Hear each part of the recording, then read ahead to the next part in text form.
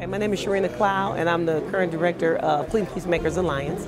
And today we were blessed to have Cure Violence come in out of Chicago and Baltimore to explain and ask some questions about some of the things they're doing to help curb the violence. I would definitely say there was a good collection and connection of experience because they're doing the same type of work. You know, it's an urban issue. Proud of the work we do, and we're always looking for partnerships, and if that were to happen, then that's wonderful. But I don't want anyone at this table to think that we're coming in here saying like, oh, you should do it our way and that's why we're here. You know, I think there's a lot of us that are doing this work and doing it well and really care about this. So the more that we can learn from each other and the more that we can further this field and professionalize it and make sure that we're being effective and efficient and that we have the skills to do this and do this well and to save lives, then that's, you know, that's really why we're here. You know? I think what it does for us is it puts together a framework that's tested, it's out in 50 communities, it's much more structured. So I think the past 6 or 7 years, the work that we've been doing is great, but I'm not sure it's documented, I'm not sure it's really in a cohesive session. So it acts as a guideline. We have to evaluate whether we want to adopt it, but